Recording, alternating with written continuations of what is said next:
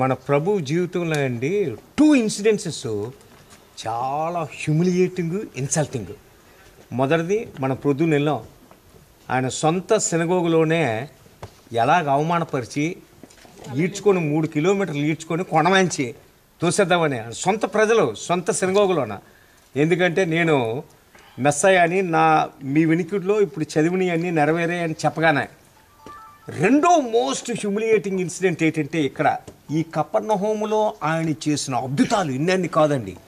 Centurion సేవకును స్వస్థపరిచింది ఇక్కడ, జైరూస్ కుమార్తెను తాలితాకుమని లేపింది ఇక్కడ, మోగా బ్లైండ్ ఉన్నవాడిని బాగు చేసింది ఇక్కడ, గూను పట్టి ఉన్నవాడిని బాగు చేసింది ఇక్కడ. ఇలాగే ఒక తండ్రి ఆ కొడుకుని తీసుకొచ్చినప్పుడు మోగదయ్యం పట్టి అగ్నిలోని ఇచ్చేసినాడు, ఆయన బాగు చేసింది ఇక్కడ. పేతురు అత్తని జ్వరంతో లేపింది అక్కడ. అలాగే పేతురు అత్త ఇల్లునే ఓపెన్ చేసి పక్షవాత గలవాడిని దించింది. ఇవన్నీ ఇక్కడే.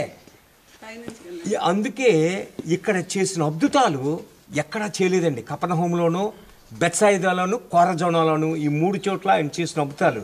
అయితే ఇక్కడ జరిగింది ఏంటంటే ఆయన ఒక రోజు వచ్చి శాబత్ రోజున, అదే మనకి యోహాను సువార్త 6వ అధ్యాయం 47 నుంచి 71 వరకు ఉంటుంది. మీ పితరులు 40 సంవత్సరాల ఎడారిలో మన్నా తిని మరణించారు. Your fathers ate manna in the desert for 40 years and they are dead. But whoever eats my body, drinks my blood, they will have eternal life. ఈ మాటలు ఎప్పుడైతే నా శరీరాన్ని తిని నా రక్తాన్ని తాగితేనే తప్ప మీలో జీవము గలవారు కారు అనగానే జూదులు పిచ్చెత్తిపోతారు. ఎవడ్రా ఇలాగ మాట్లాడతారు? ఎందుకంటే జూదులకి ఇది కర్ణ కఠోరం. కారణం ఏంటంటే ఆదికాండం 9వ అధ్యాయం 4వ వచనం ఏం చెప్తుందంటే, మీరు ఏ జంతువునైనా దాన్ని కోసి దాని మాంసాన్ని దాని రక్తముతో తినకూడదు. ఎలయనగా రక్తమే దాని ప్రాణం. కొన్ని వేల సంవత్సరాల క్రితం సైంటిఫిక్ ట్రూత్ని బైబిల్ చెప్తుందండి. నోవా కాలంలోన ఈ సత్యాన్ని మెడికల్ సైన్సెస్ కనుగొన్నవి 1615లోన సర్ విలియం హార్వే అన్నవాడు ఈ రక్తంలో ప్రాణం ఉందని మొట్టమొదట కనుగొన్నాడని, బ్రిటిష్ సైంటిస్టు, డాక్టరు. అందుకే మనకి ఏ జబ్బు వచ్చినా బ్లడ్ టెస్ట్ చేయమనడానికి కారణం.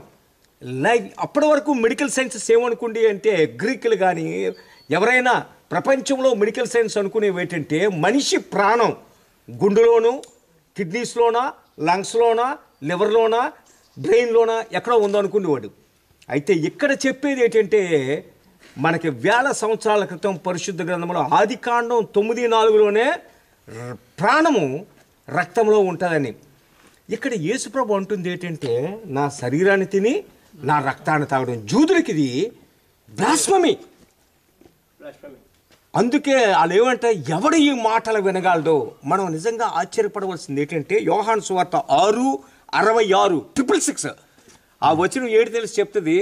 అప్పటి నుంచి ఆయన శిష్యుల్లో అనేకులు ఆయన్ని విడిచి ఆయన్ని వెంబడించలేదట తిరిగి. నెవర్. ఇప్పుడు నేను మిమ్మల్ని, మీరందరూ ఇండియా చేరాలంటే నా మాంసం తిని నా రక్తం తాగితేనే మీరు ఇండియా వెళ్తారు అంటే అలాగంటే నన్ను ఏమనుకుంటారు? ఓడ బాబు వీడికి అనుకుంటారు కదా. ఇక్కడ యేసుప్రభు పరిస్థితి అదే.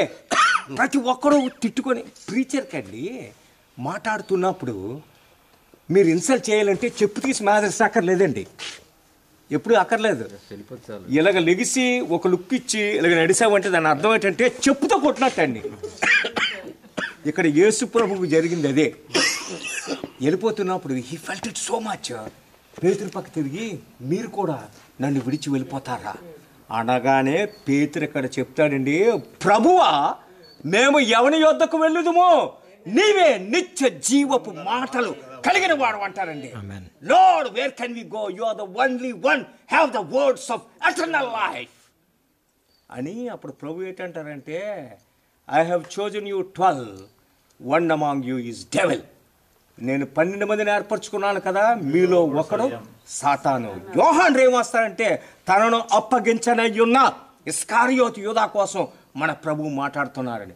ఇక్కడ మనం వచ్చింది ఏంటంటే, ప్రభువా ఒక నిమిషం, నీవే నిత్య జీవపు మాటలు కలిగిన వాడు అని గుర్తించే కృపను మాకు దయచేయి ప్రభువా. నీ శరీరం మాకు తినడానికి నీ రక్తం మా తాగడానికి మాకు నిత్య జీవం కలగడానికి నువ్వు ఈ మాటలు చెప్పావని అక్కడ ప్రార్థన చేయండి. వెళ్ళిపోదాం. పరిశుద్ధుడైన మా తండ్రి, ఇక్కడ ఎక్కడా కూడా ఒక మనిషి కనబడదు ఈ ఏర్పాటు. ఎందుకంటే మత్తయి సువార్త 11వ అధ్యాయంలో యేసుప్రభు ఏడ్చేది, ఓ కొరాజీనా, ఓ బెత్సాయిదా, ఓ కపర్నహోమా, మీలో చేయబడిన అద్భుతాలు తూరు సీదోన్లో చేసినట్టయితే ఆ పట్టణాలు ఎప్పటికి కూడా ఉంటాయి. యూ విల్ ఆకాశమునికి ఎత్తబడినదానా నువ్వు భూలోకానికి పడిపోతావని. అందుకే ఏరియాలన్నీ కూడా వితిన్ ఫ్యూ ఇయర్స్లోన భూకంపాలతోటి కదిలిపోయి జన సంవత్సరాలు 2000 సంవత్సరాల బట్టి లేదండి. ఇక్కడ చేసిన అద్భుతాలకి అది నమ్మలేదు ఆయన్ని. అందుకే ఆయన శపించడానికి కారణం ఈ 3 కూడా ఆర్కలాజికల్ సైట్స్. ఎవరు మనుషులు ఉండరు. రండి ఫొటోస్ తీసుకొని వెళ్ళిపోదాం. రండి.